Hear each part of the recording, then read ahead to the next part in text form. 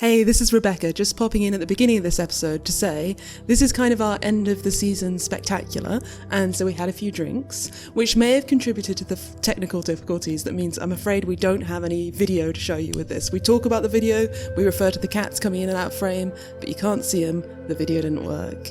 The other thing that may have been affected by our drinking was our enthusiasm talking about our plans for the show. We have loads of ideas, but we're not really sure exactly what direction to go in right now, so we're going to take a little break, but please stay subscribed, and whenever we think of something cool to do, we'll be back in your podcast feed telling you all about it. Thanks so much for listening to The Seeker and The Skeptic. Enjoy the show.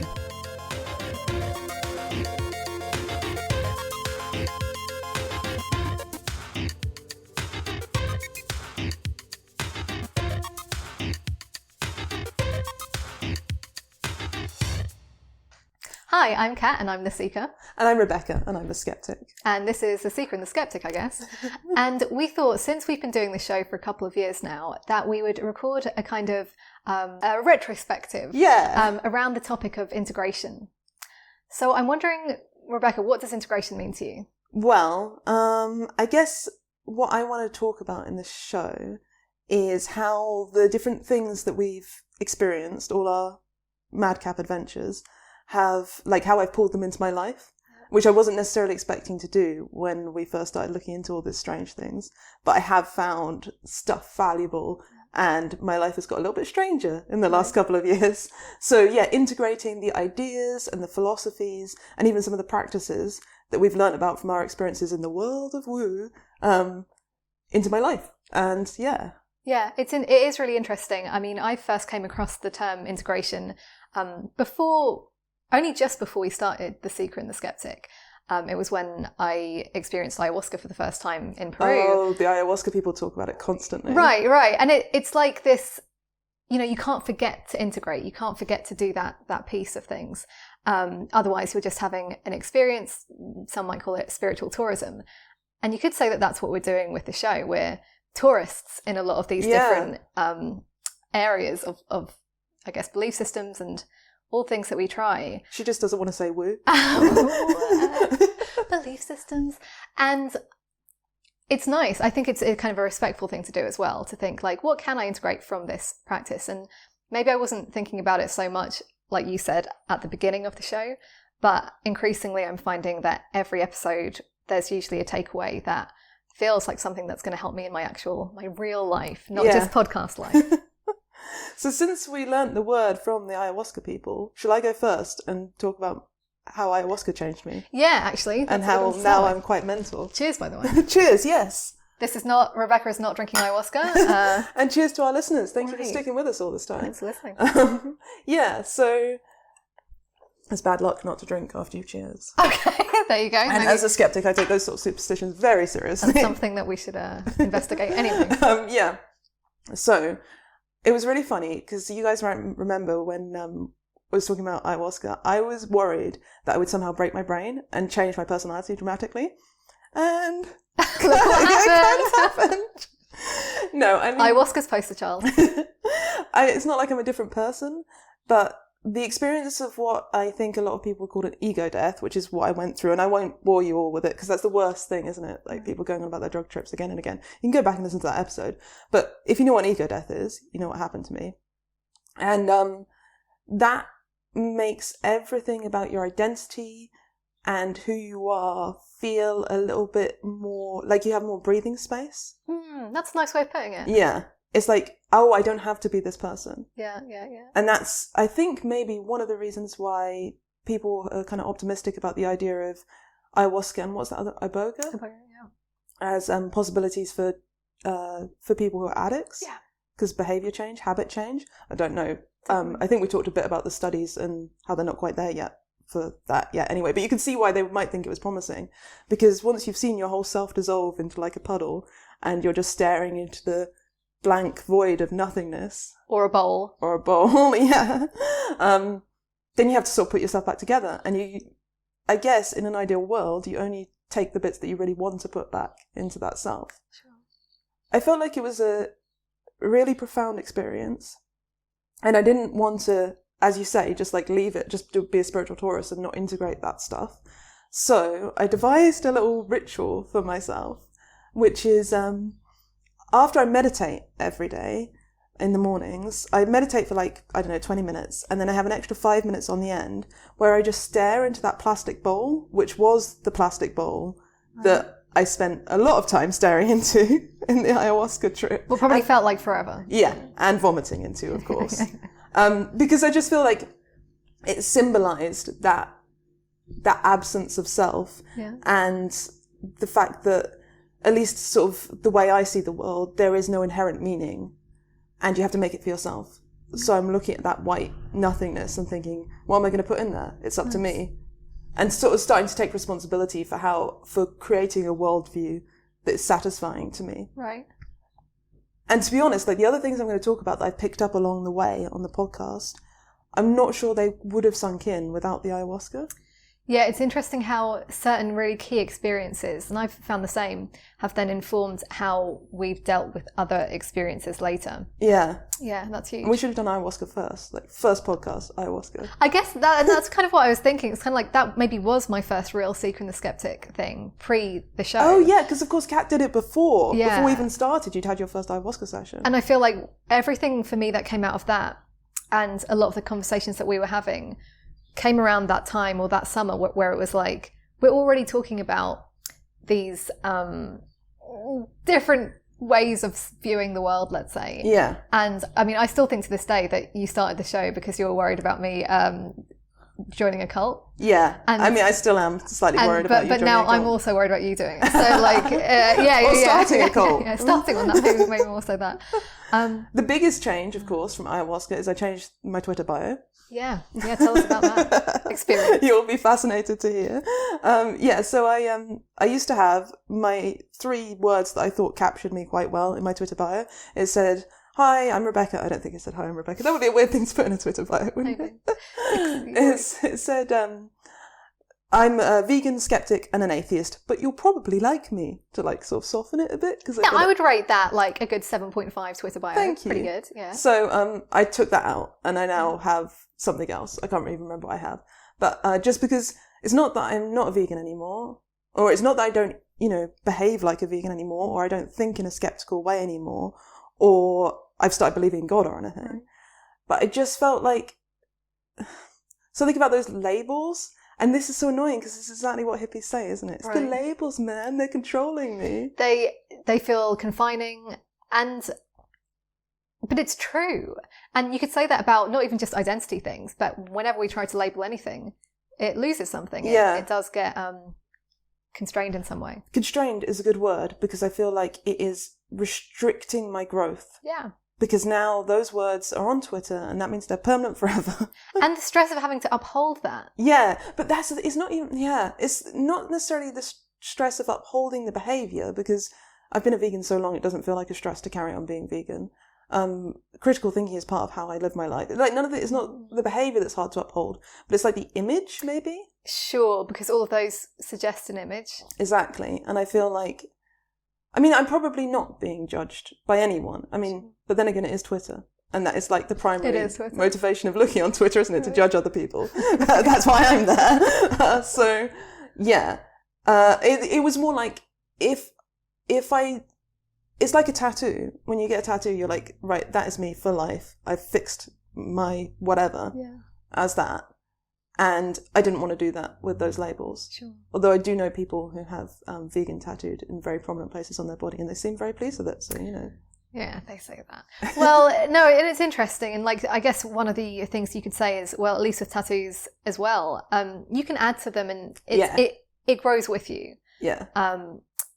And it's just like, how can we do that with our labels? But the thing is, with a Twitter bio, it's a pretty limited amount of characters, so it's a really good test for that. Like, okay, you've only got this amount of space. What are you going to say? Yeah, and you have to kind of market yourself, which is weird, because I would say I'd prefer to just be like, oh, this is what I think about the ethics of eating meat. This is what I think about, how we should approach ideas in epistemology. And, like, introduce my ideas and my philosophy that way, instead of just with one label, which might be misinterpreted or might not capture the the massive, messy, beautiful complexity, which is my personality. But yeah, we have to market ourselves somewhere. So we're going to keep the same title to our podcast, even though I don't necessarily feel like super attached to the label skeptic anymore. Yeah. And similarly, I mean, yeah, maybe we'll talk about this later, but for me, just to be a seeker, I don't think it's not true either. I think what I've learned about skepticism through this has really informed how I've taken on, how I've experienced these different things. So, the first experience that I wanted to talk about, which really kind of informed my entire life, I'd say, since this show, is looking at astrology. And that was one of our earlier shows. Maybe it was certainly one of our earliest conversations. Yeah, do you remember totally. when we first really started having Seeker and the Skeptic conversations? It was in a coffee shop, and you sat down and I love this. This is how I knew we were going to be great friends, because you had a list of topics, of conversations. It's still something I'm doing to this day. I need to, I don't do that with other friends either, so it's definitely saying something. Anyway, so she brought up astrology, and we started talking about it then, however long that was, 2 years ago, before we even started, maybe longer, before we started recording the show. And then it's been an ongoing conversation. We've done 2 shows about it, and there's bound to be another one coming. I think there's a third one in there, at least. And I brought it to you then because I wasn't sold on it. In fact, back then, I was just as skeptical as anyone, I think, about it. I knew that I was an Aries star sign. That's what I thought about astrology. That's all you had to go by. And the idea of reading about your upcoming week in the newspaper was just silliness, clearly. But I was a bit concerned about how similar it was to something that I was quite attached to, which was different personality type tests, one of them being the Myers-Briggs. And, you kind of did gently say to me, yeah, there isn't much difference, only with Myers-Briggs you're kind of like choosing you feed it the information and it tells you what you just told it, basically.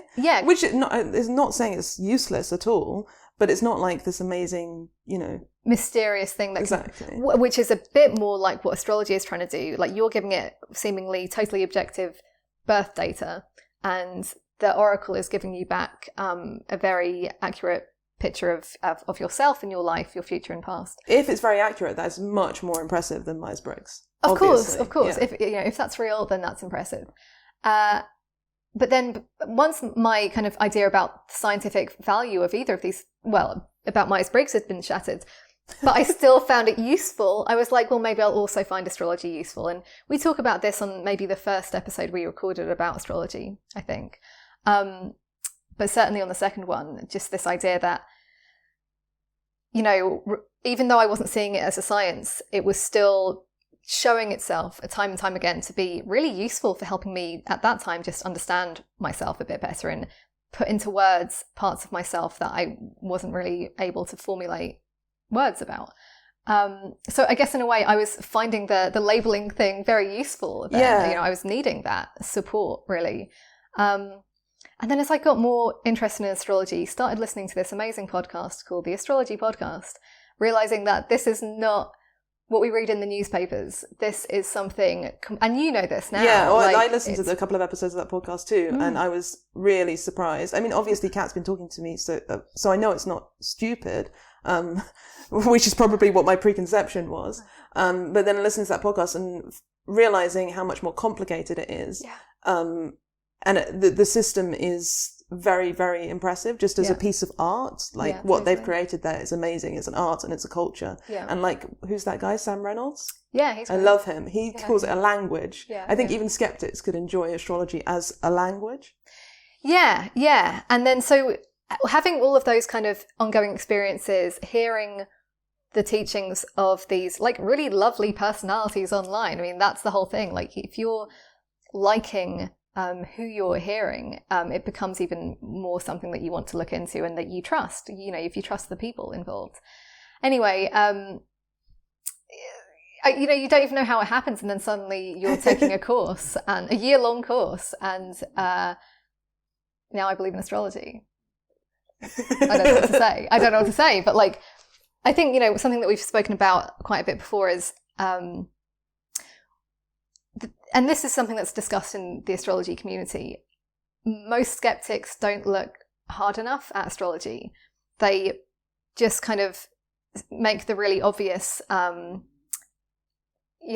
they state the really obvious problems, which astrologers early, when you're starting to study astrology, you come across these questions. Like, I won't even get into them, but there's some really obvious ones. I think on the first episode, we kind of blasted through a whole load of them, didn't we? Yeah, but I still think back then I didn't have good answers for them. It was just like, well, yeah, that is a problem.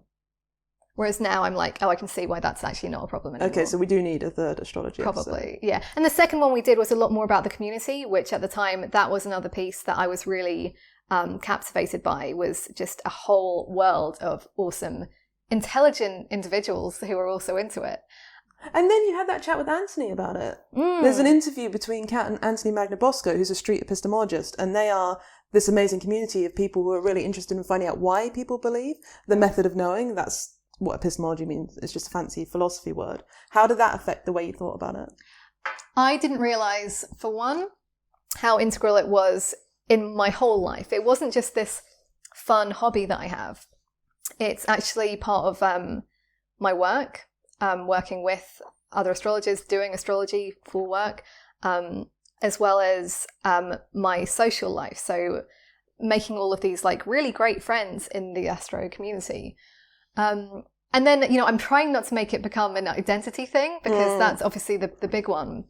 But even still, like, those other things are so big in my life. Yeah, I sort of, with Anthony, I was just thinking, shoot, like, if something happens, not even about my belief system with astrology, but within those communities, I think how would that affect we have me? this idea that our beliefs are kind of like a bullet-pointed list of propositions. Separate to everything, totally. Up there written in the sky. And we don't realise how networked they are with community, with tradition, with history, with our family background. Like, there's so many things weaved in to get to what we believe. And the other day, we were talking about skeptics and how they don't take astrology seriously. It's one of Kat's common gripes. Definitely a gripe. And I said, it's weird because we have lots of ex-whatevers. We have, like, ex-psychics,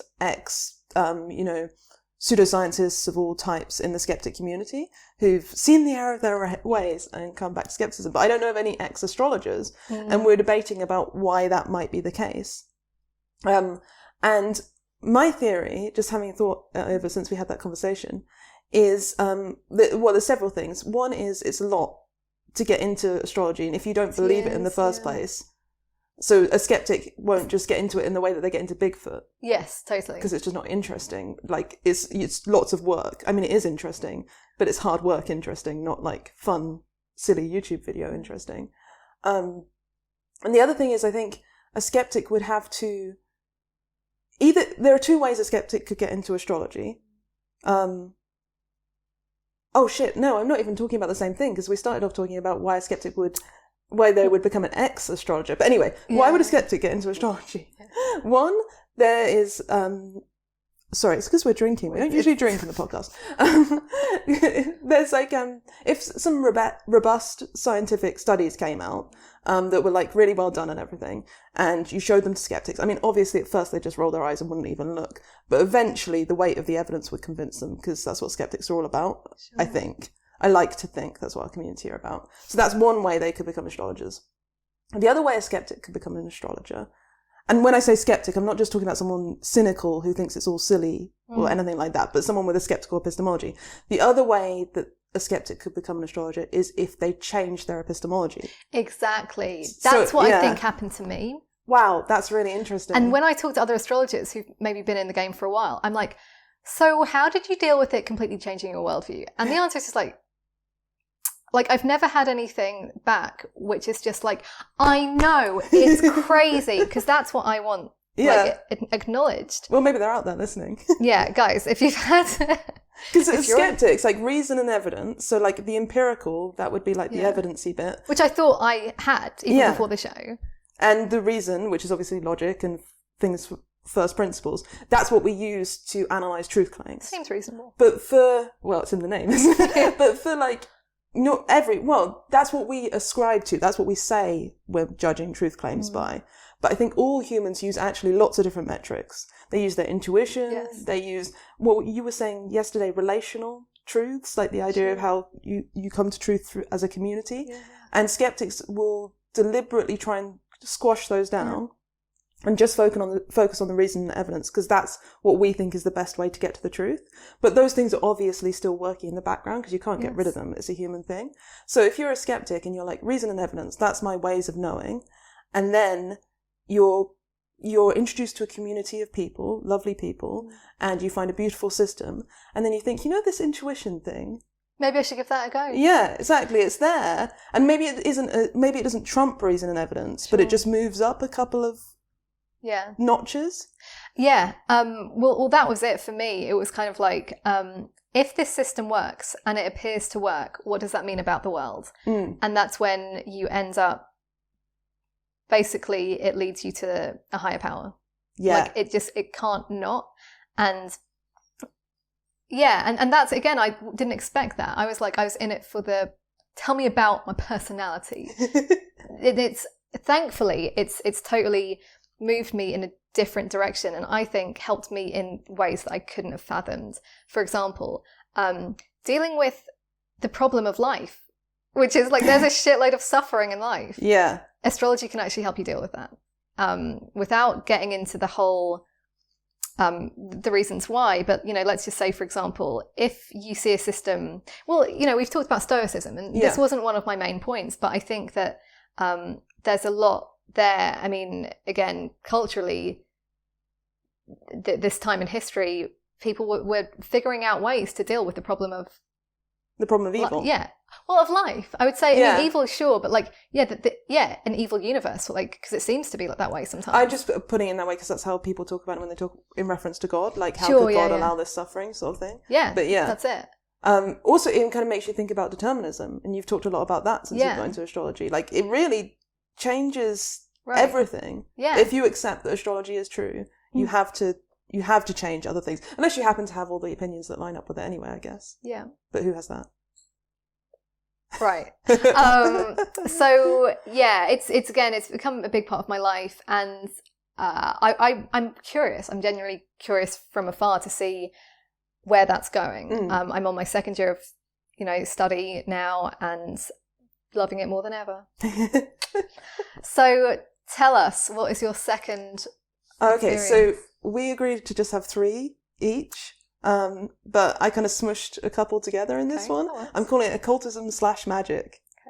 Okay. Breaking the rules. I know. So, you guys remember the Thelema episode, the Alister Crowley episode? Yes, we do. It was, it was so much fun. And I really, I got a lot from it. I just thought, I loved the community. The people there were awesome and really funny and cool and much more self-depreciating and chill about what they were up to than you might expect. That was a great community as well. Yeah. So I really liked them. I loved reading the Crowley stuff. It was dark and fascinating and funny. And I liked the fact he was so irreverent about everything he believed. But the main thing I took away from it was the will, this idea of the will, which if you haven't listened to the episode yet, shame on you. But if you haven't, it's basically this idea of flow almost, finding your true purpose and going with it. Does that roughly describe it? Yeah, I'll go with that. It's actually quite similar to, it's you hear stuff along the same lines through the Stoics. I have this quote from Marcus Aurelius, which sounds like Crowley could have said it, because the Stoics is another episode we did. I see I'm mushing them all into my central point. So, the tranquility that comes when you stop caring what they say, or think, or do, not to be distracted by their darkness, to run straight for the finish line, unswerving. Yeah, totally Crowley. Yeah, very cool. So that idea of focusing your will, and getting familiar with what your will is and what will help you move in that direction. I really love that. I mean, I'm obsessed with the idea of will in that sense, because I call it your calling or maybe your dharma. That is something that, and also astrology ties massively in with that as well. And Yeah, it's what interesting. I liked about especially the modern Thelemites is they didn't seem to be implying that everyone's born with this will that all they have to do is like look inside themselves and then they'll find it and blah, blah, blah. There was much more like, I'm constructing this, I'm curating a space in which this can happen in my body, which doesn't really, I don't really have to believe anything that's not true to go with that. It doesn't seem magical. I mean, it is. Yeah. By Crowley's definition. Yeah. 100%. What is it? The science and art of changing something in accordance with your will. Yeah. But you're right. So much of it, I was surprised by how much of it was like meditation and like things that, okay, there was a lot of sex magic as well, but some strange things. But for the most part, it seems integratable. Well, it's funny you should say that, because I have integrated it, as Kat knows. Every time we sit down for dinner at my household now, we say will, which is kind of like a Thelemite grace. It's lovely. Do you want to do it now? Do you remember the words? I mean, you'd have to do it. I've got them on my screen. We can do them together. Yeah. And she doesn't come around for dinner often enough, Not obviously. nearly enough, clearly. Okay. So it goes like this. Do what thou wilt shall be the whole of the law. What is thy will? It is my will to eat and to drink, or in this case, just drink.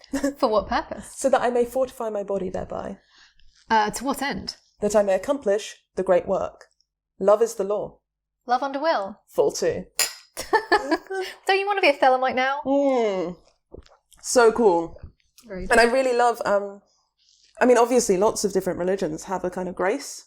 Yeah. But I've never said grace before because I grew up in an atheist household.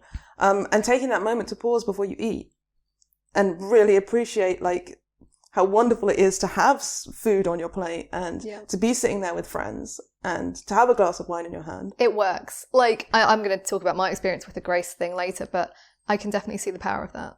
So, anyway, that all softened me up a bit. So that when we did the show on magic and I chose to research chaos magic, I was ripe. Well, I think, again, if you've listened to that episode, you'll know. There's, the episode is maybe like, a couple of hours long, but half of that time is Rebecca talking about Robert Anton Wilson. Oh, Robert Anton Wilson. He's my David Icke. So, although the thing that really struck me actually about chaos, because Robert Anton Wilson, I don't even know if you can call him a chaos magic person. He's just like in that world. Sure. There's a whole bunch of people who are sort of talking about similar things, but I don't know if he'd call himself a chaos magician. Probably not, but you know who would? Alan Moore, the author of The Watchmen and like many amazing comics and graphic novels. So right up my alley. And he had this idea, which I read about, I can't remember what book it was. Well, go back and listen to the magic episode, and I cite everything, as you may know, obsessively. Anyway, so, I think it was the KLF book. Yeah, it might have been. Chaos Magic and the Band That Burned £1 Million. Such a good book. Anyway, in that book, it talked about Alan Moore and his attitude towards chaos magic, because he's kind of like, he's one of the most famous proponents of chaos magic. So he talks about the idea of having an idea space, which is kind of like, it's like a mental area that you populate with your thoughts about stuff. Nice. And as an artist, his idea space is super important to him, right? But he sees his idea space as like an area of a map that everyone's idea space is on somewhere. Wow. So imagine like a map, like a map of the world, Google Maps or whatever. But instead of cities, it's individual people. Mm-hmm. And then they're all spread out and sometimes they intersect and you can move around. And he talks about the artist's job is to go and venture out of your own idea space and see if you can bring interesting things back.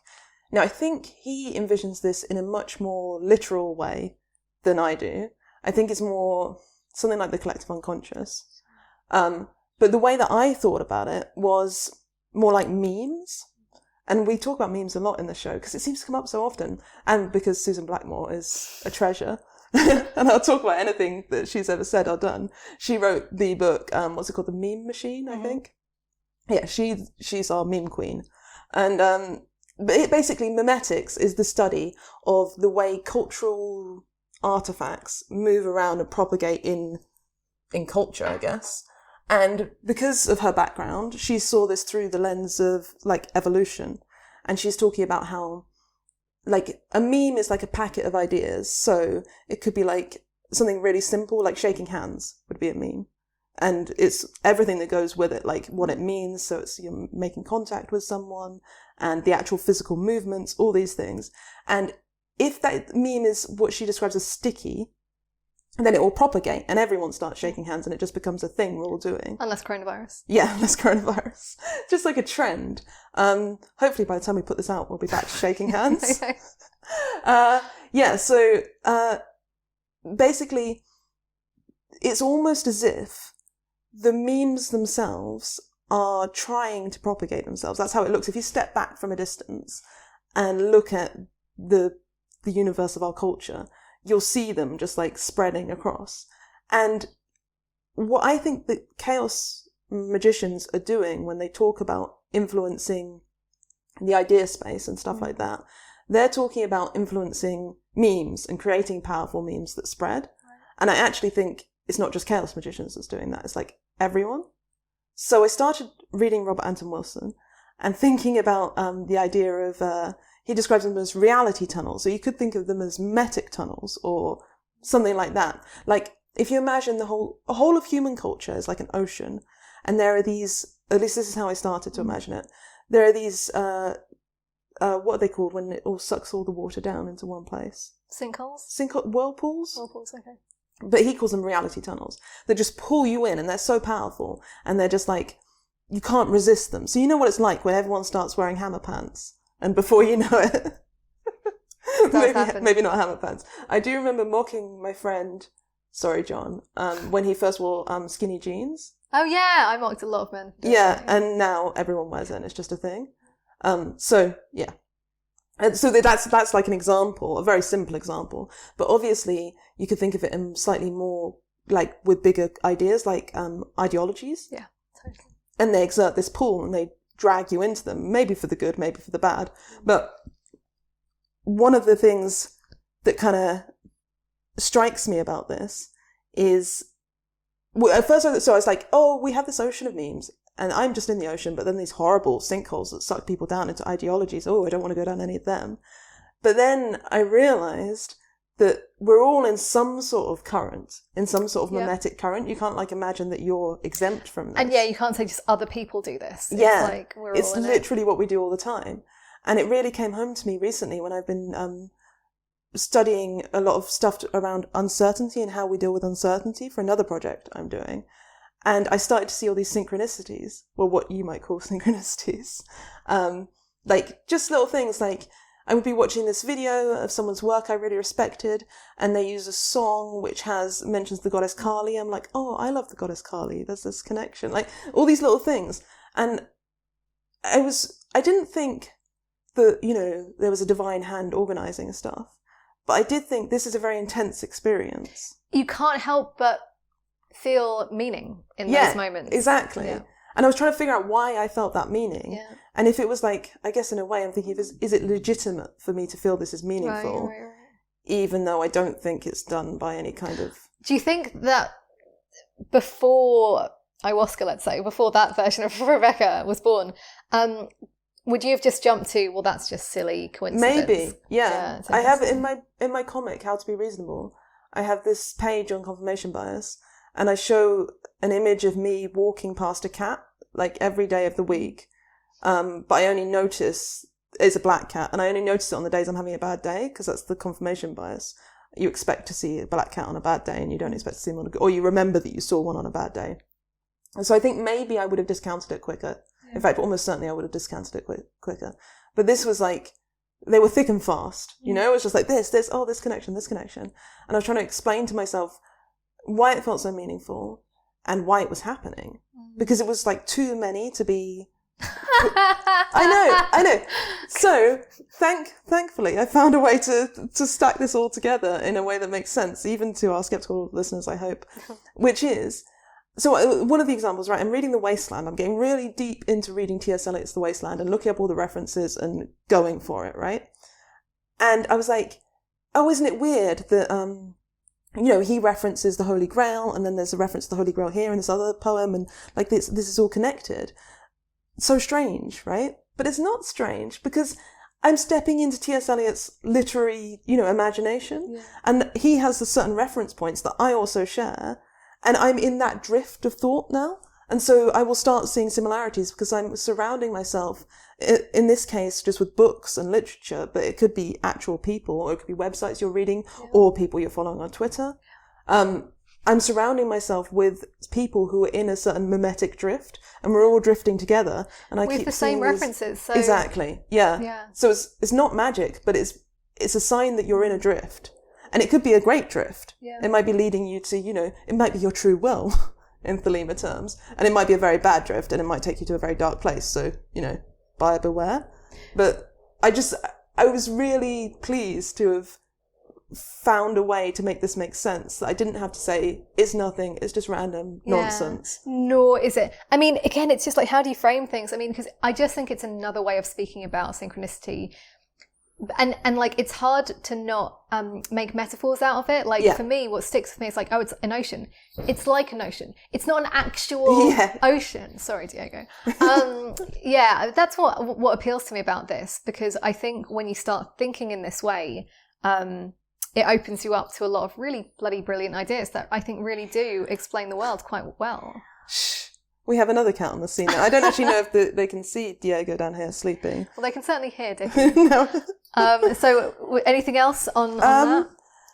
I think this reminded me, when I was thinking about the idea of mimetic drift, it obviously reminded me of one of my other favourite writers who's written about the occult and stuff, Tanya Luhrmann, who I constantly go on about on the podcast and in general life.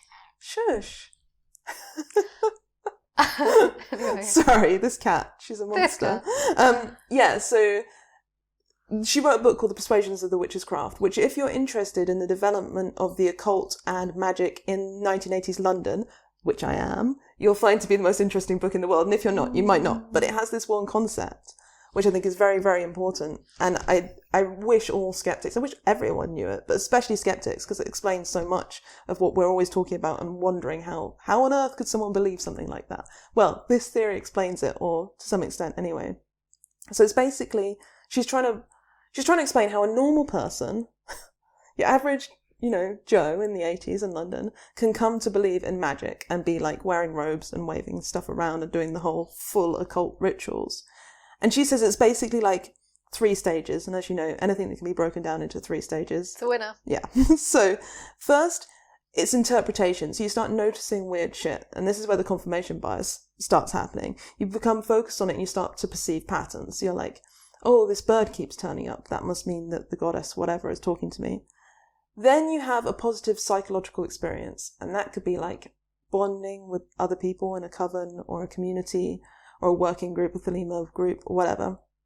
And that gives you just like all those wonderful feelings, like euphoria, comfort, everything's great. Well, it could be what they called transcendent experiences, peak experiences. Yeah.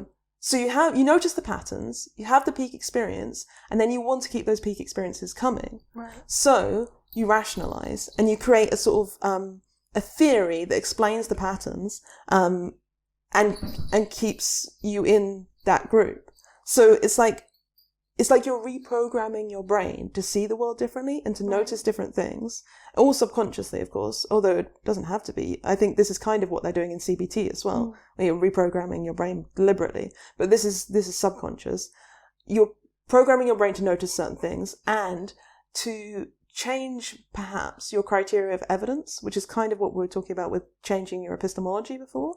So like before, maybe you thought for a spell to work, something really dramatic has to happen.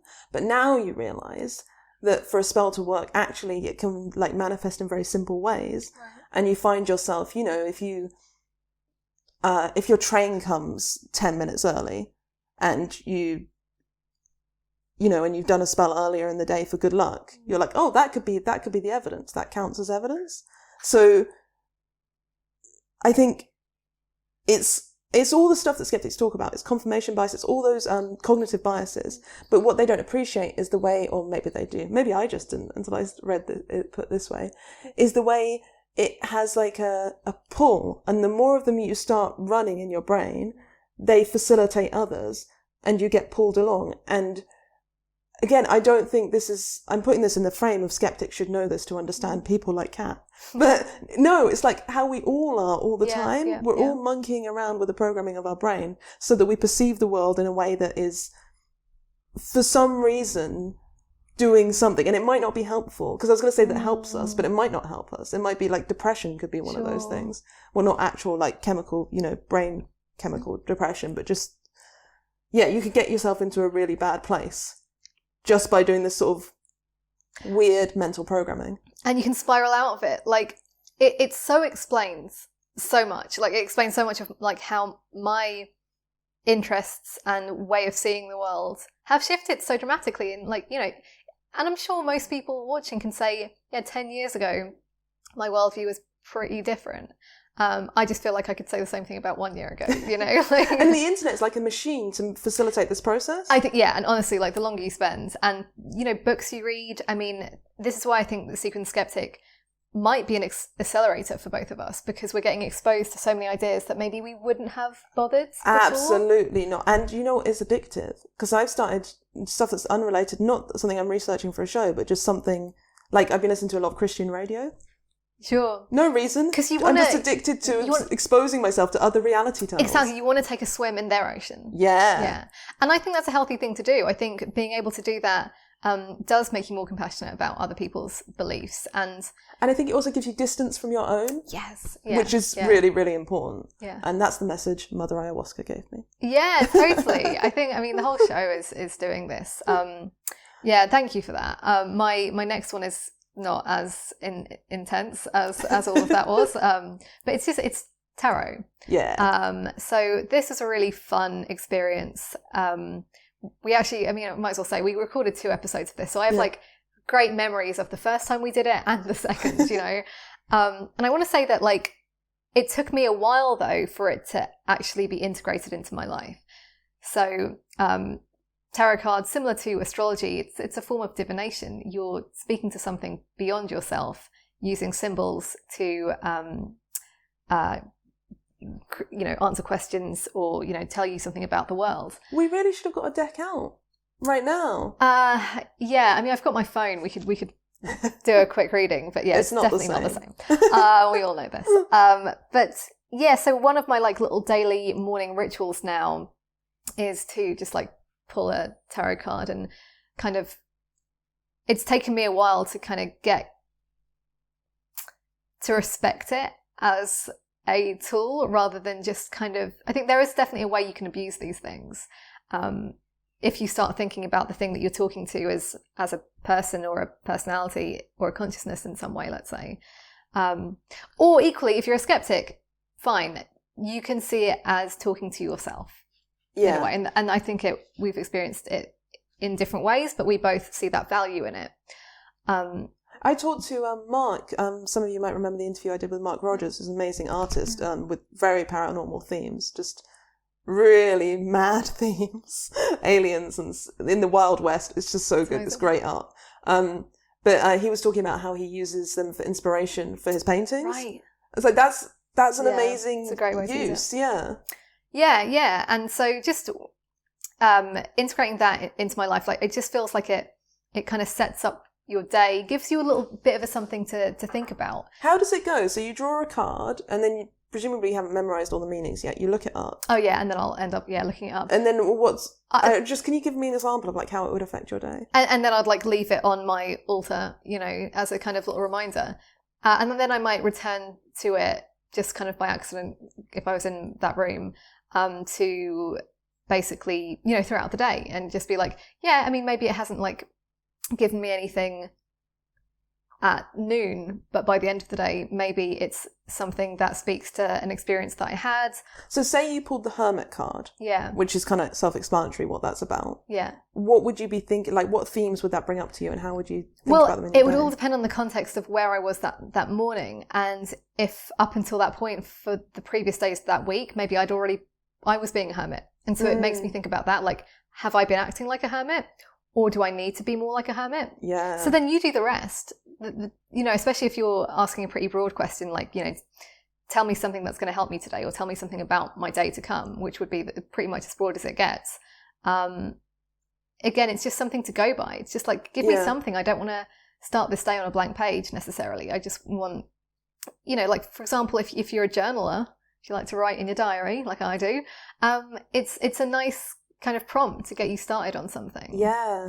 And there have been other times when I'm asking something more specific, but it's a bad question, or it's a greedy question, or if it's like in some way like not what I'm obviously judging as like morally acceptable in some way, then I'll get... Give me an example. What's a greedy question? What's a bad question? Like how can I get the most out of this?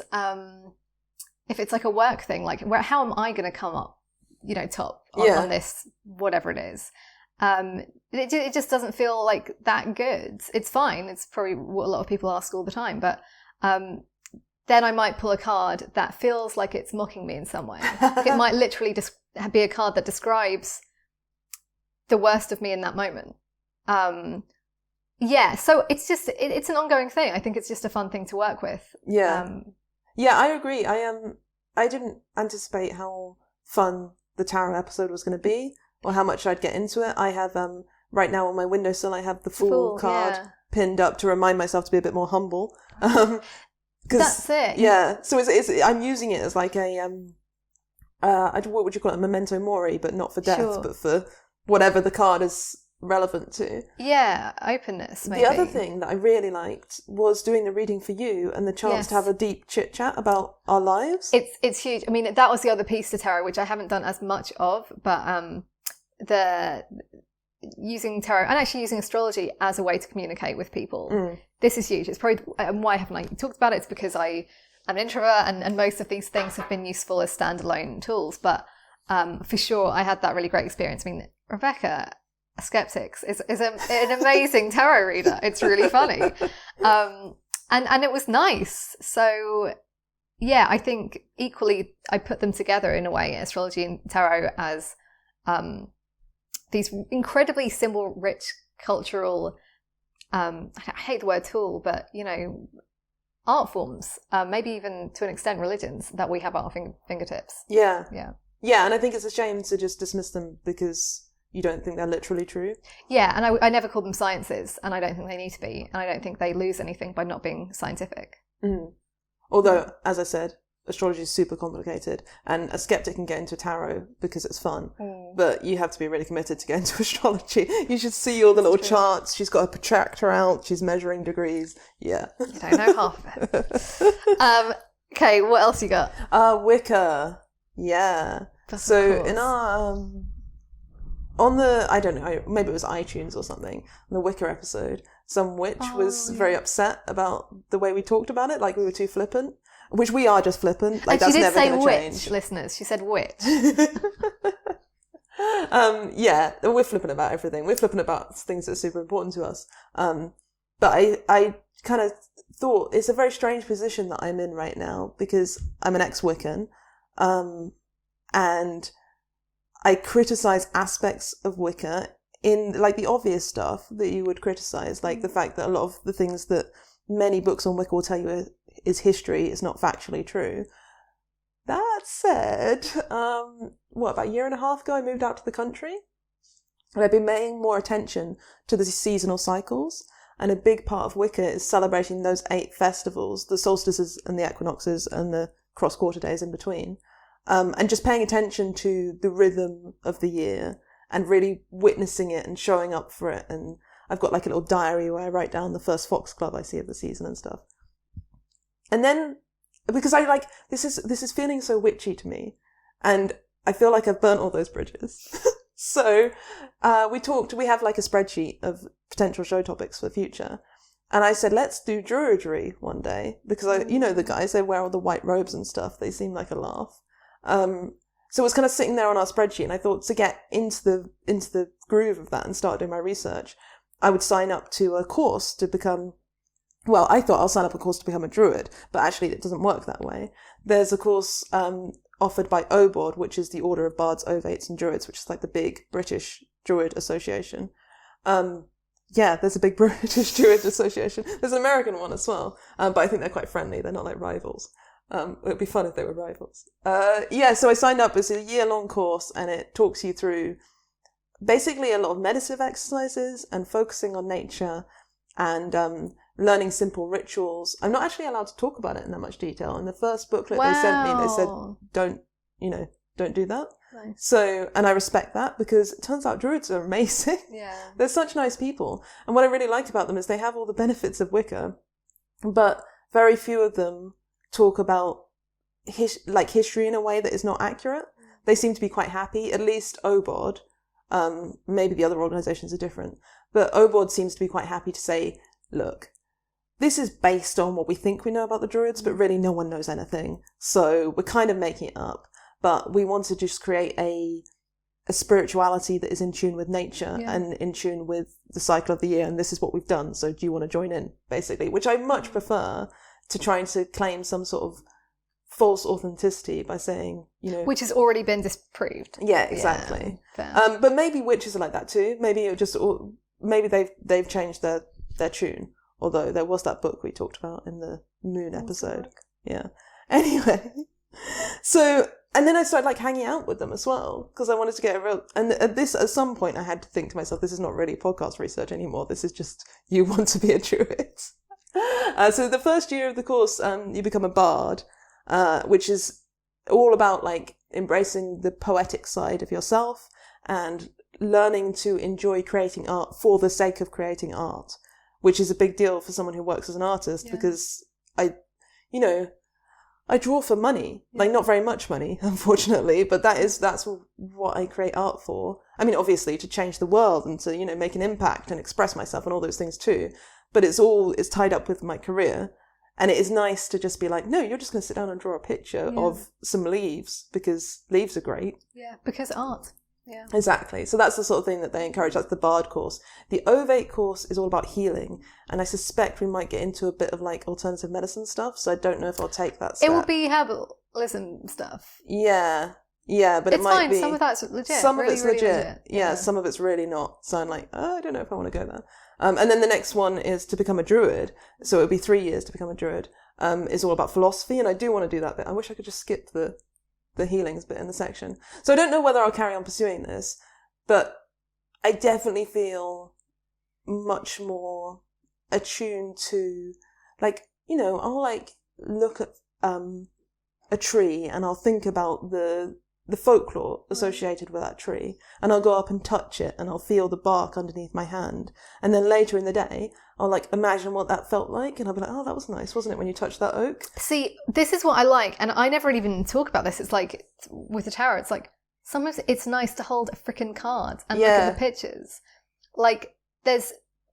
You don't need to define it or justify it at a point in the same way that we shouldn't have to justify nature. Yeah, it's weird, art, isn't it? Really, yeah. I feel I'm trying to think of an example. I guess the yoga episode is the best one when we talk about the physicality of so many of these things. And I think for a lot of people, and certainly for me, I very much live in my head. Yeah. And our culture kind of encourages us to live in our heads or our screens. Yes. And having something that, the druids have this movement that they do. Not all druids, but I just heard it from some druid friends. This cool movement is a very simple sun salutation, yoga sun salutation. If you follow us on Patreon, support us on Patreon, and I'll show you what it looks like. But anyway, and I do that every morning. It's very simple. It's not a big deal, but it feels amazing when I go outside for the first time. Nice. So I breathe in the outside air and welcome the day with this simple little movement. I'm making it sound weird.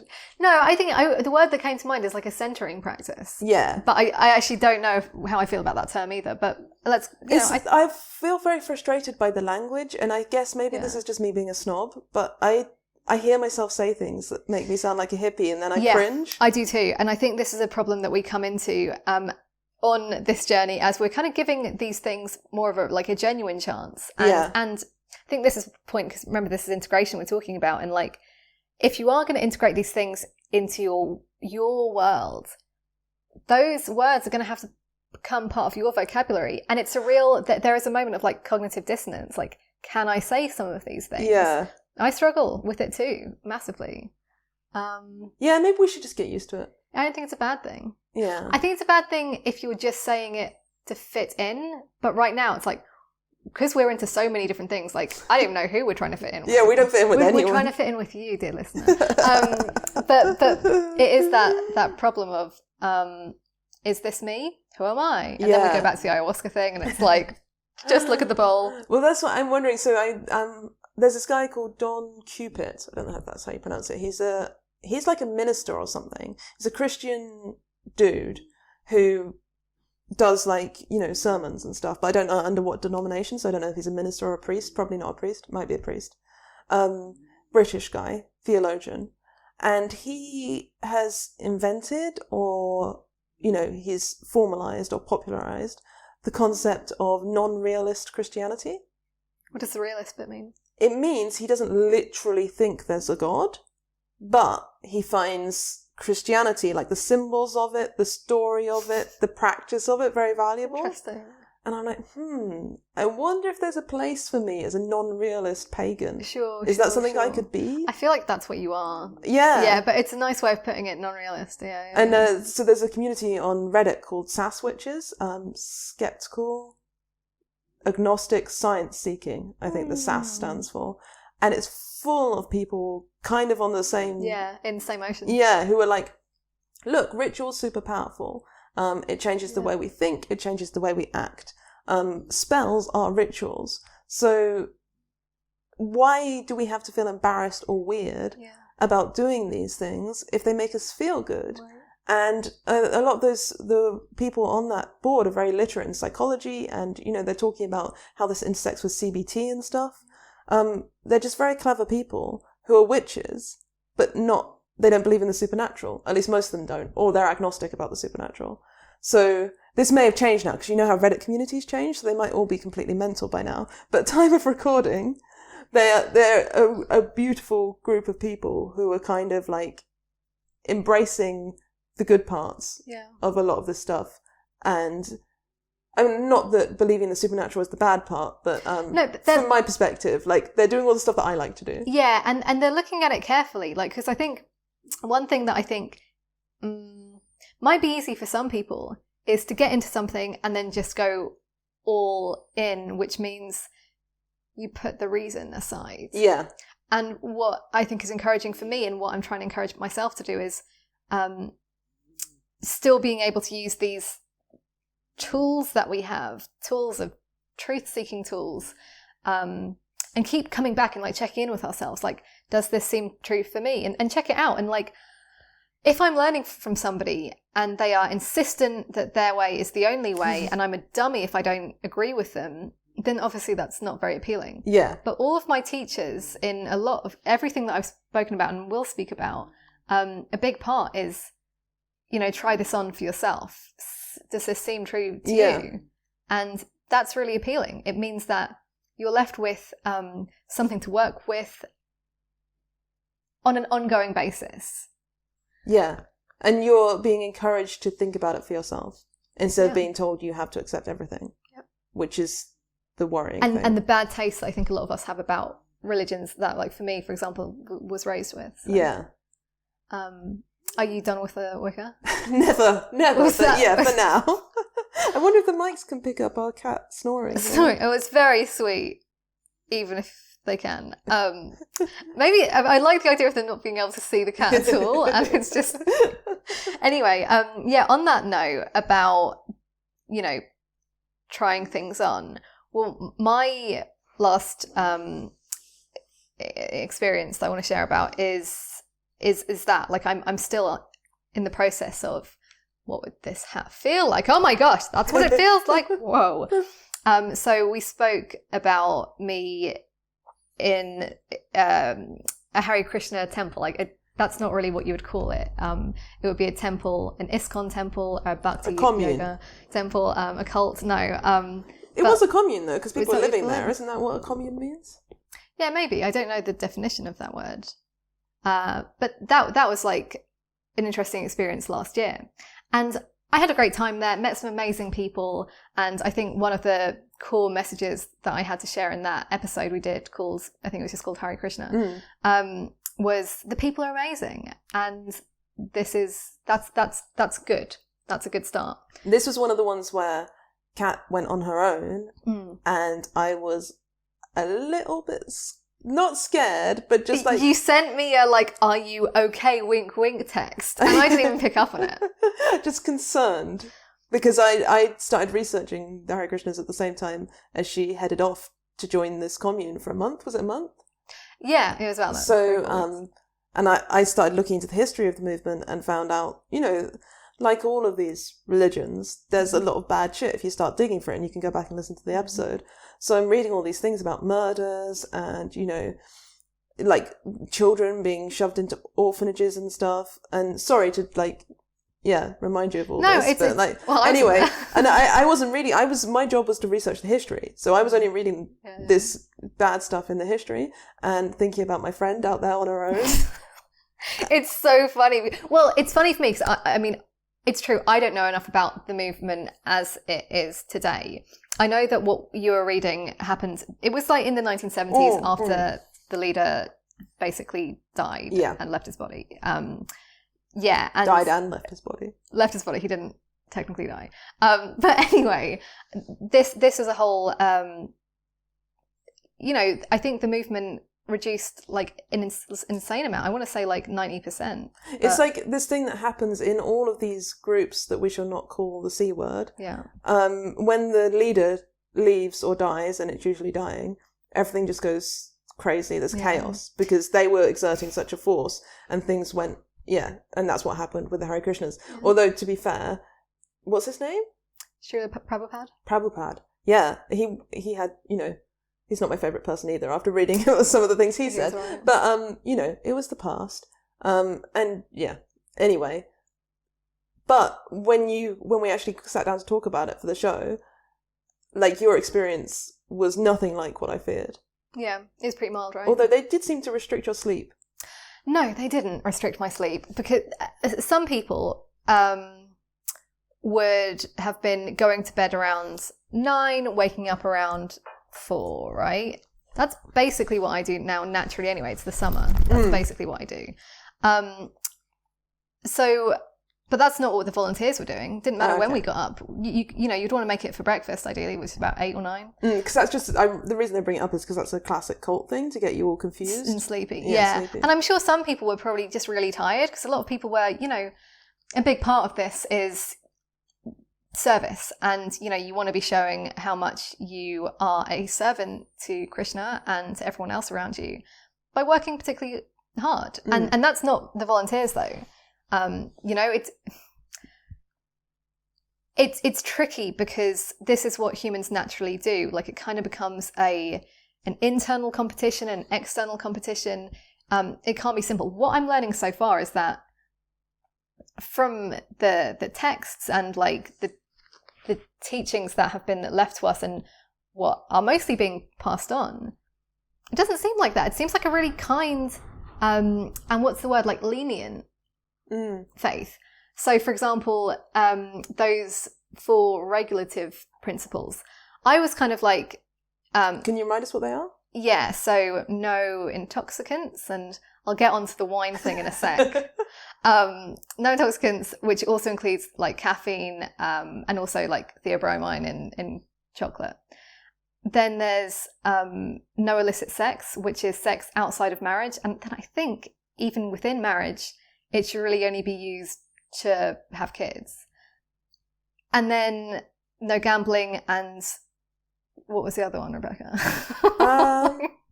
Wait, you've already said 4. No, it was 3. No caffeine? No, that was intoxicant. Sex? Oh, no animal products. What the hell? Yeah. Obviously. So you do that one. That's fine. Yeah, that's why I don't think of it as a restriction. So they were all things that I was like, I obviously left as soon as I left the commune. Yeah, you just went back to your normal illicit sex ways. Right, and gambling, just all the things. Just eating dogs and stuff. And the only thing I really kept up was the mantra. So the Maha mantra, the Hare Krishna mantra, which a lot of people have heard.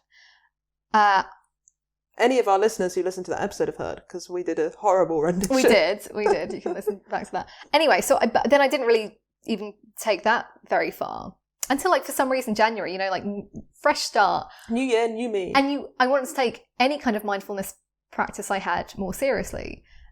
And I was like, nothing's working. Everything's so hard. I need a mantra. I think that will work. And I obviously went back to that. And for whatever reason, this time it stuck. And, you know, I had my beads from the place, which I do think help. And, you know, made more of a thing out of it. You know, you sit down and like... Can you tell me your thing? Because you've been going off every morning to do this secret ritual. Yeah, and I don't actually know what it consists of. Yeah, well, so I'll get into the other pieces of it. But for a start, the mantra itself, so the Hare Krishna mantra, which I guess it probably takes you about 10 seconds to say the 16 words, right?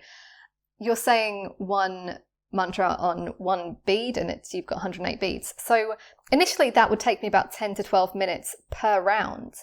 And if you're ultimately meant to do at least 16 rounds a day, whoa, it's like insane. And I think that's what was one of the things that put me off. I was like, well, I can't ever do that. That's insane. I can't sit for like 3 hours. And it was taking me so long to do just 4. Like 4 was the thing that I was like kind of building up to. And on my best days, I could do 4 rounds. And then when I was doing 4 rounds consistently, so basically that's all I do in the morning. And it's nice to do it outside because you can say it out loud. And because it's a sound, it's a sacred sound, like you want to hear it yourself say it. Which, again, I only learned recently. And I was like, oh, man, I can't even do this like subtly. It's like I actually have to be a crazy person first thing in the morning. But I find that doing outside when you can is actually really lovely. A lot of people walk and do it as well, which I also think is nice. Anyway, my thing at around 4, so this is in like February of 2020, this year, and I had this like strange experience where I had just been using it as a meditative tool. I wasn't thinking about Krishna, to be honest. I was trying not to think about anything. And one day I was like, have I told you this story? I don't think so. This is really embarrassing. Yeah. I'm glad I've had the wine. So I was like, and you might have done a meditation before where you tune it into your heart space. Mm-hmm. And that's kind of nice. And I kind of did that while chanting. And I had this really crazy image of my heart being like really gross and like scabbed over and just sad. It was just a really sad heart. And I did something I never do in meditation, especially, is cry. I was just like, I'm just sad. I'm just feeling sadness. And got this instinct to be like, I want to do something about this. And I think this mantra is going to help. That sounds ridiculous. But that's just what came to me. It was an idea. And so then that became my morning practice, was to chant the mantra and kind of go into that heart space meditation and sort of envision. I didn't feel like I was forcing it, but envision the like little scabbies coming away and the heart getting like healthier again. And that felt like progress. Wow. Anyway, then cut to me being like, maybe I should look more into the Hare Krishna thing. Not for really any reason. It's sort of in my background with one of my teachers, clients, friends, also talking about this on a daily basis practically. Astrology person. Yeah. And so that's kind of there in the background. And then it's like, well, what else can I learn about this? Like, you know, is there something else there for me? And then I found out that, you know, a big part of this is kind of like asking for help with purifying the heart. And I guess that's a word that maybe I wasn't that drawn to, because it feels like pushing the idea of purity gives me weird like Catholic ideas. And for whatever reason, like I heard it in a different way, and it just felt like actually that's what I'm going for. Like that's what my heart was kind of like wanting anyway. It's just like, stop putting all of this crap mind stuff on it and just let it be a loving heart thing.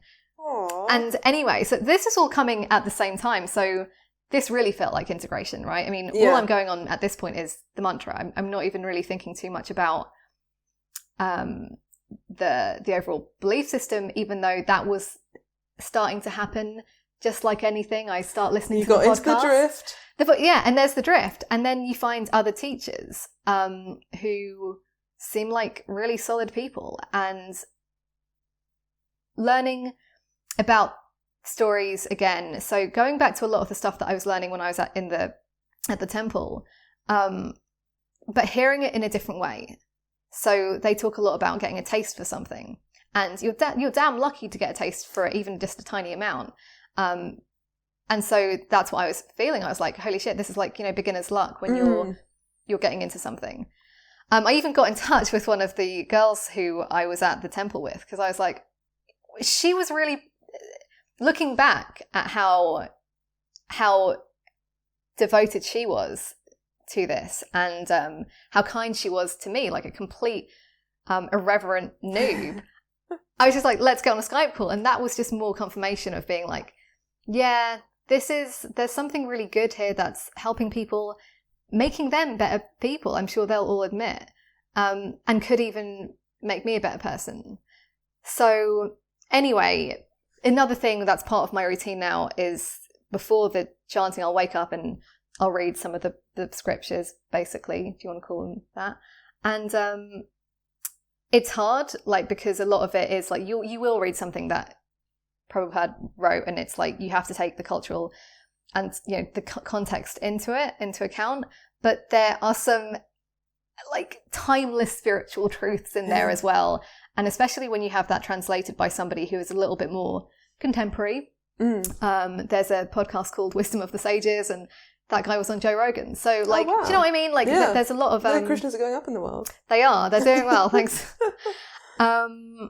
So what else? So yeah, Do you think you would go back and stay in a commune again? Hell yeah. And really? I would go back to that place as well. That's so interesting, because I felt like when we recorded the show, I can't remember exactly what you said, but I got the impression that maybe you wouldn't consider doing it again. No, yeah, I wouldn't have at the time. This is since. This is definitely like, oh, actually there's a lot there, and especially this, like, again, this could be a very, very long conversation where I'm saying what I like about it, and I do like that idea of service. We were speaking the other day about, like, what would you call it? Like, just bowing down onto the floor and like... Yeah, surrender. Surrender. That's like a massive bloody part of it, like really massive. But just those actions that you make, and how those physical actions of surrender, of devotion, has this incredible, like, heartwarming, profound effect. Yeah. And really good for people who, like me, is just like, it's good for, I think, the ego-dominant type, basically. And, okay, so then there's this other thing of, like, the regulative principles. Because I thought I'd never be able to give up eggs. Even if I was vegetarian, I couldn't have given up eggs. I couldn't have given up coffee, and I couldn't have given up chocolate. I managed to find that they started to fall away in their hold. The hold that they had on me didn't pull me anymore. It's like, okay, maybe next... Actually, yeah. Were you thinking about it in the context of the rules for Krishnas? Or... Yeah, of course I was. Yeah. Of course I was aware that was something I would, like, one day aspire to not have in my life. And not just... So for me, one of the big things is, it's not the substance itself. It's more the thing of, like, why am I prioritizing this material thing, this sensory pleasure, over what I think is God? Yeah. That sounds crazy. Yeah, it is. So it's that. It's being like, well, if I believe in this, like, can I do that? Can I do it for one day? Could I be nice enough to whatever has created me? This reminds me, I mean, like, I don't have the thing of the God, but it reminds me very much of, like, that experience that many people will have when they go vegan. Yeah. Right? Because you realize, or you decide, depending on your perspective, that you don't think that it's like a legit moral choice to hurt animals because you like the way they taste. And then you're like, oh shit, now I've got to change my behavior. How much do I believe that? Yeah. Like, how real is that decision? How real is that philosophical conclusion that I've reached? And it's like where the rubber meets the road. Totally. Yeah. It's really good. I think it's just a really important thing that a lot of people in the modern age, we don't even, unless you're somebody like that who's really taken up something deliberate, many of us aren't even facing those hard decisions. I wasn't. I was just like, and I'm still finding it too hard. Like, it's easy to stay with vegans to not eat meat, but it's much harder to be like, not drink wine. And that's nothing, that's not your doing. This is me being like, I'm not strong enough at this point in time to do that. And what's nice about this is, as far as I'm concerned, it's like, well, it's a process. Yeah. And it's okay. Krishna isn't going to hate on you because you failed again. But keep trying. Don't just be like, well, I'm just one of the ones who drinks. It's like, no, actually try next time. I just want to say, like, that's maybe sounded a bit harsh to listeners who aren't vegan. I'm not like... No.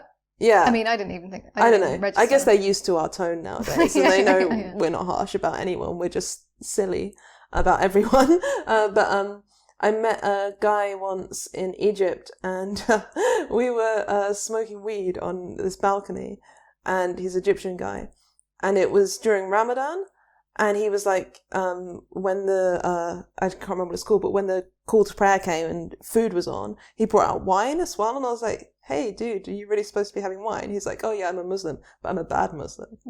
And like, he was just happy with that. Like, he was like, he knew it wasn't like the ideal behavior as a Muslim person, but it was just the life he was living. It was a really funny little juxtaposition because the weed we were smoking was super strong and the wine was like really, really weak. And I was like off my face on the weed, and they were really drunk because they're not used to the alcohol, and I'm not used to their Egyptian hashish. That sounds like a lovely time. It was a crazy evening, let me tell you. But yeah, and it's just about like being honest with yourself. It's like that whole thing of like in a test when you're a kid, like you're only cheating yourself, and it does feel like that. And I think that's good. I think it's there in me. It's like the seed, as they say, has been planted, and who knows what that will become. It's true that it's like, your words will still resonate with me. I remember you being like, careful, basically. Yeah, I think one of the things I think Hare Krishnas, but other things we've looked into too, like the Buddha Maitreya, all sorts of things we've kind of skirted around. We haven't done an episode on cults, but maybe we will. Do an episode on like this kind of abstract concept of cults. But we talked about it in relation to a couple of the different subjects we've done. And what I've really realised is there's a tendency, and probably because it makes us feel good, to think that there's the horrible cults over here, and then there's normal culture here, and never the twain shall meet. And you'll always be able to spot a cult because you just have to go, like, there's a checklist, right? And if those things are met, then that's a cult. That's not really how it is. Like, there are aspects of our culture which have many, like, cultish characteristics, and the lines are fuzzy is basically what I'm saying. So I think being aware of, I mean, you can go and memorize those lists of what it is to be in a cult and what a cult is, and maybe that's useful. But being aware of what, like, because basically cults are exploiting a desire for community and a desire for safety and all these things. So just like being aware of your own emotions when you're in a space. Yeah. And sometimes when it feels great, when it feels amazing, when it feels you're just supposed to be there, that's true. But sometimes it's actually because there's like a bit of a culty vibe going on. So I think like the skeptic is telling you to stay in tune with your emotions. How ironic. Yeah, but I think it is important totally. to keep an eye on that when you're spending time. If you just notice yourself, and it might not be like people wearing orange robes and singing. They didn't wear orange, did they? Some. Did they? Okay, good. I thought I was doing a horrible stereotype. But anyway, it might not be that. It might just be like a bunch of people who hang out together on the internet. Yeah. Yeah. Well, like when we did the Tradwives episode and we were talking about the alt-right thing. Yeah. There's definitely cultish elements to that, right? It's just, I mean, this is when we kind of do get into that thing of like, what's the difference between the oceans that you were kind of talking about earlier? And we need to do an episode on cults because I'm finding it really hard at this point to kind of get a grip on what that is. Yeah. And like, same with this, it's like, well, how would I even know that it's gone too far? Like, what would be a downside? For example, let's say you are it goes as far as like, okay, now I'm going to live at the temple, and then I'm losing sleep, but then is it like, well, I could probably get by on 5 hours sleep, and it's more important that Krishna's happy than my sleep. And like, to me, it's genuinely like I'm doing something out of love, and I genuinely believe it's the right thing to do. I think it's really complicated because it depends on like the way you value like individuality versus group membership, and the way you think about the other people in your life. Because if you say, look, the thing is, Rebecca, I love Krishna. I love him more than I love you. I love him more than I love my family. I'm going to go live there. And basically, Kat, as you know it, is going to disappear and just become a Krishna groupie. I mean, that is your choice. Like, no one can stand in your way from making that choice. I mean, they can try. But I do believe that you have the right to make that choice, even if I wouldn't make it for myself. But do you have responsibility to me, to this podcast, to our listeners, or more importantly, to your family, to turn up and be, you know, vaguely similar to the person that they love? Yeah, and then that's when you would look to the actual, you would look to texts, and you would probably ask your teachers as well, like, you know, in this situation, because part of the, okay, and this is where I'm just like, I don't know, because I'm not well versed in the like theosophy behind it, but like this idea that, you know, you've read the Bhagavad Gita, you know that Arjuna wasn't just meant to check out and go hang out with Krishna. He did actually have to fight. He had like a thing to do. And Krishna supported that and actually encouraged and kind of made him do that thing. Yeah.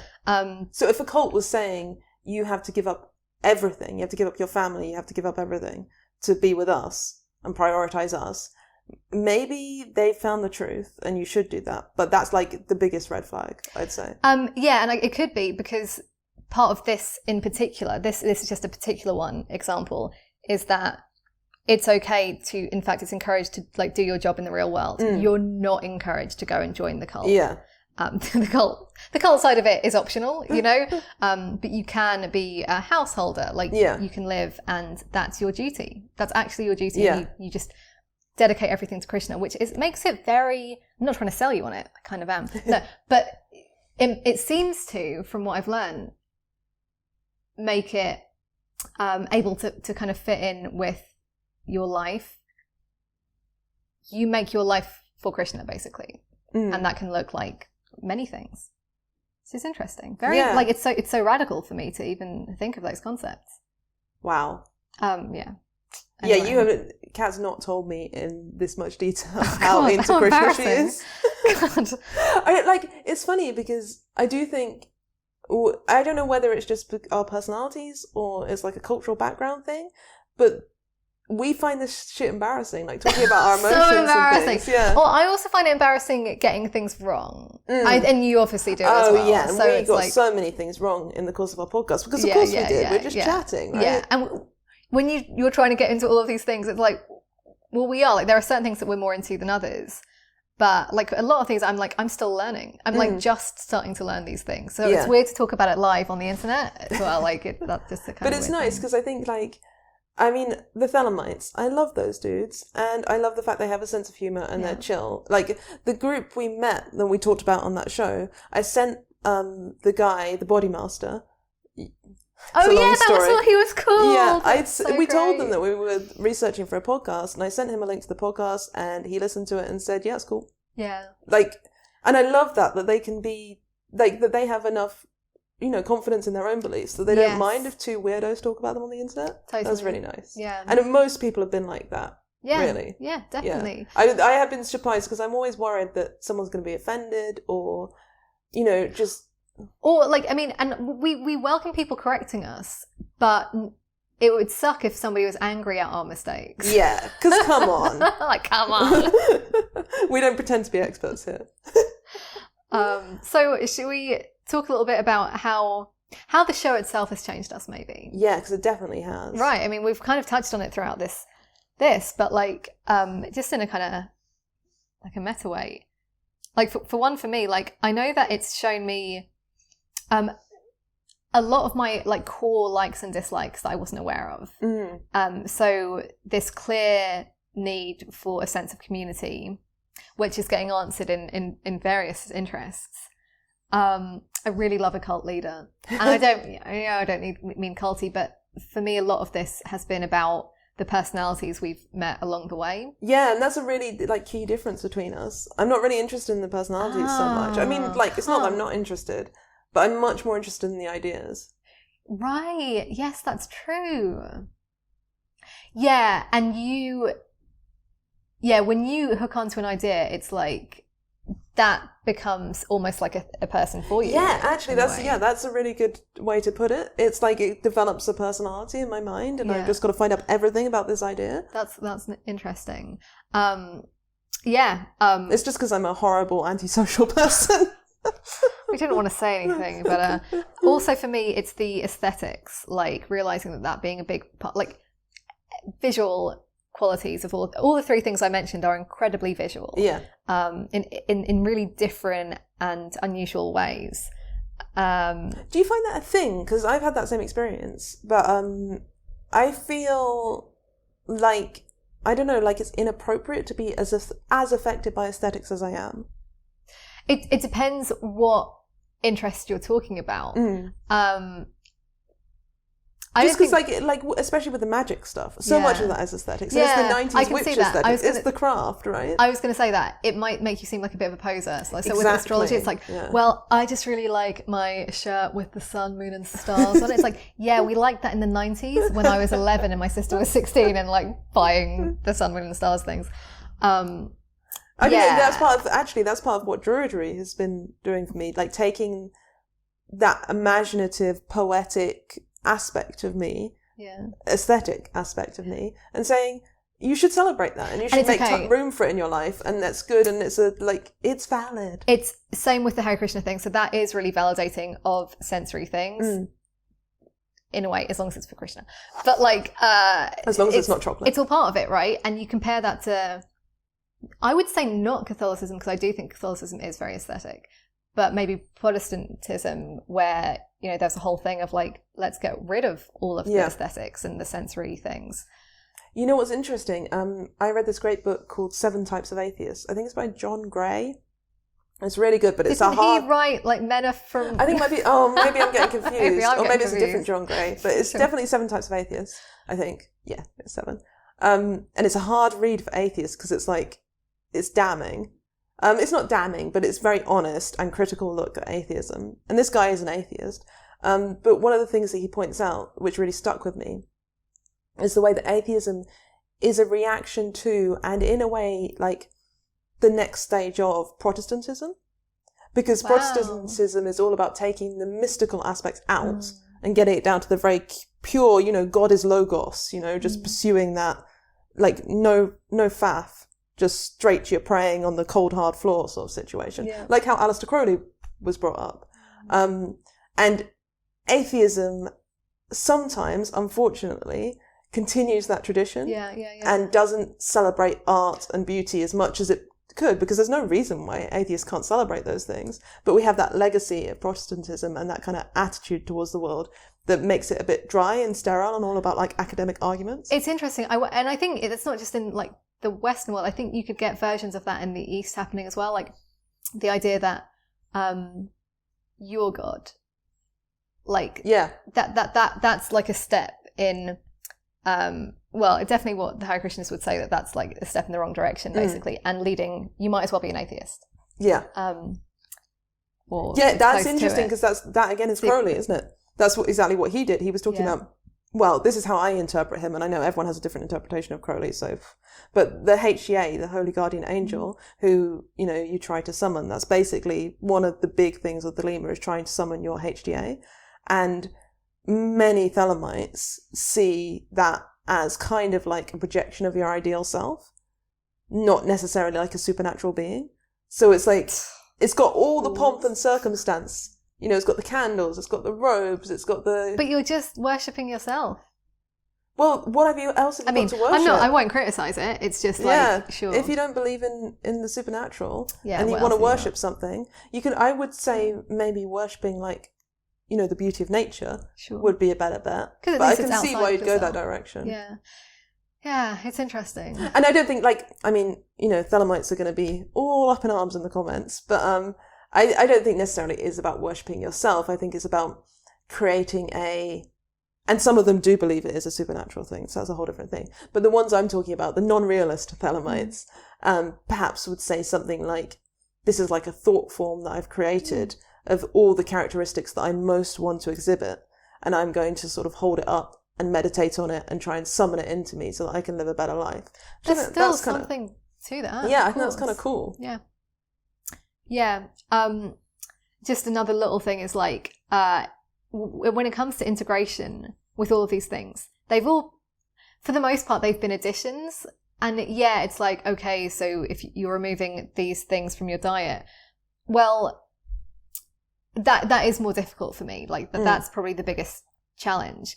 But for the most part, what you try to do is replace it with something else. And so much of this is just like added amazing things to my life, like having all of these things in my life, like waking up and having this way more interesting morning routine than I'd ever had before, I think. Sometimes it's been like, we've done a show on something and I thought this is also cool, but I literally don't have space to fit another thing, practice into my life because I've already taken on so much. It has gotten to that point. I think the main change for me is becoming more confident in like expressing the slightly wacky side of my personality. Right. Like, I have that kind of mystical impulse, and I embraced it when I was younger, before I was a skeptic, and that was just all I was about. And then going through however many years it's been since I sort of saw the light of skepticism, and being very conscious, and maybe this is just me kind of like projecting, but I feel like in the skeptic community, a lot of the kind of the attitudes that I have and the silly notions that I have that I take seriously, they're not really down with it. And so I've kind of like, for a long time, I kind of just kept that private to myself. And maybe talked about it with close friends, but maybe not even that so much. And then having this show as an excuse to explore it and just being like, actually, I'm confident enough in my critical thinking skills that I can flirt with unconventional ideas and see what value they might have. Like, I don't have to be super careful all the time about making sure everything is logical and rigorous and stuff. And obviously, I'm going to come back and do a review and check in that the thoughts I've been having aren't mad. But sometimes it's just nice to like let your mind go and think strange and beautiful and, you know, bizarre things. It's like what we've been talking about, this idea of like trying a hat on. Yeah. And like, that's been something that's been really fun and freeing for me as well. Hats. The thing is, like, remembering to take that hat off, you know, like, so for me, I was going to say on the flip side, it's been helpful for me to distance myself a bit more from my beliefs and, you know, learn how to be a better thinker, which I'm learning from you just by osmosis. It's like, oh, so the natural thought then would be this line of thinking. Like, it does teach you how to think. Just the other day, you were talking about something in astrology, and you were like, so it does have a falsifiability criterion. And it's instinctual. And I like that. I think that's a good thing to have, generally. And the two don't discount each other. And I think that's what's really fun about this for both of us. It's like, I know that, you've said to me many times, it's like, oh, I don't want to come across as like the crazy one. And it's like, oh, but it doesn't seem like that, because it just seems like somebody who is being really fair to a belief and honest, giving it an honest look, rather than somebody who's on, you know, one of the other sides of the extreme. Yeah. And I honestly don't think this would have been achievable for each of us. Tell me what you think.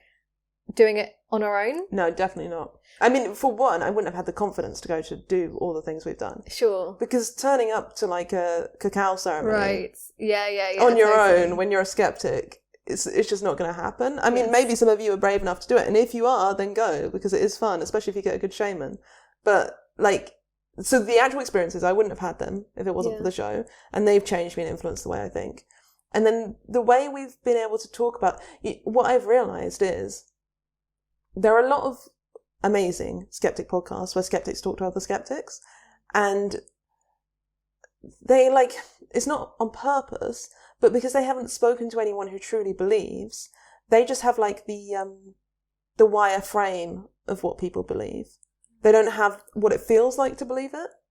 And talking to the people we meet when we go out and about and do our strange things, and then talking to you, I get more of a sense of what it feels like to believe it. And I feel like from that perspective, I can critique it, but I can also see the value in it. And it's just a much richer experience. And I think it makes me a better skeptic.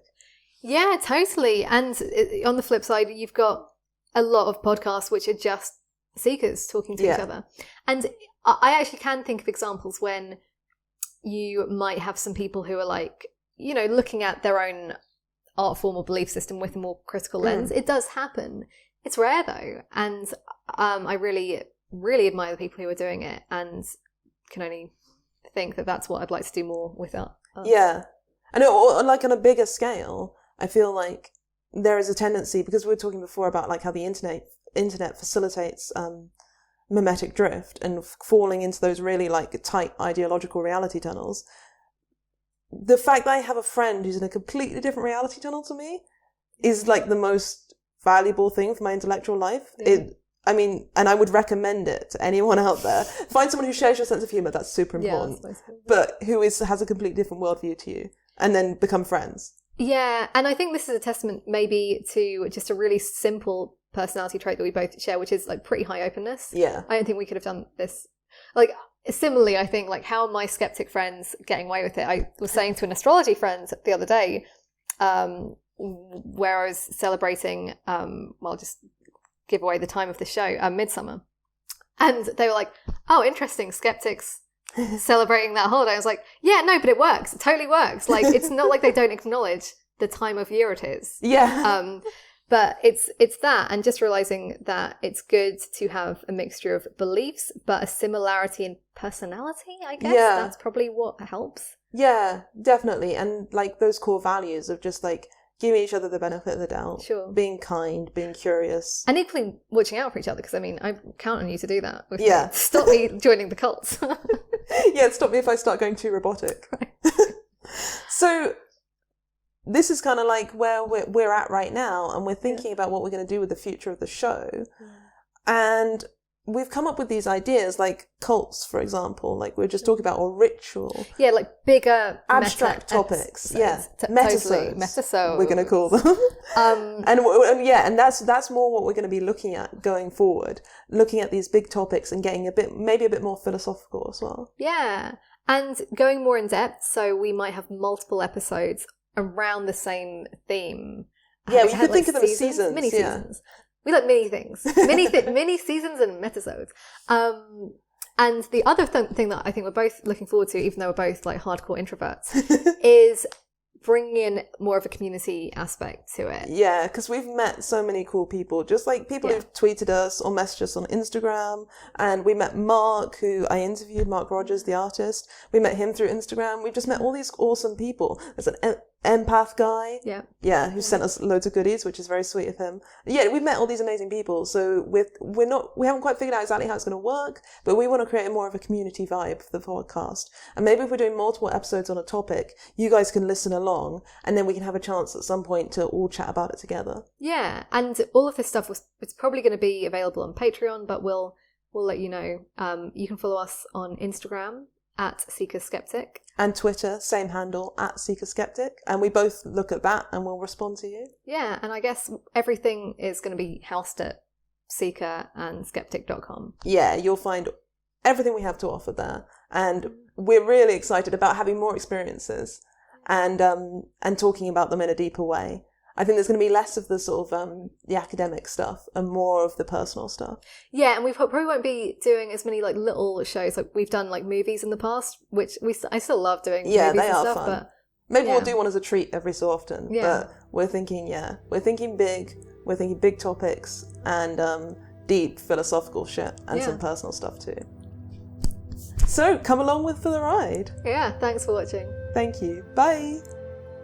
Well, we hope you enjoyed this episode. Let us know with a tweet or an email. We'd really love to hear about your experiences. Yes, please tell us what we got wrong. You can email us at hello@seekerandskeptic.com and follow us on Twitter and Instagram at seekerskeptic.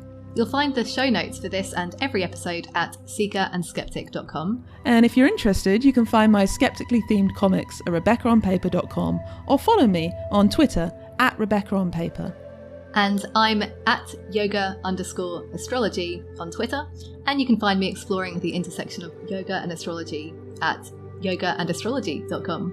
If you liked what you heard and fancy supporting the show and spreading the word, we'd really appreciate a rating and review in the Apple Podcast Store or wherever you're listening. Or just tell somebody you know about the show. Thanks for listening.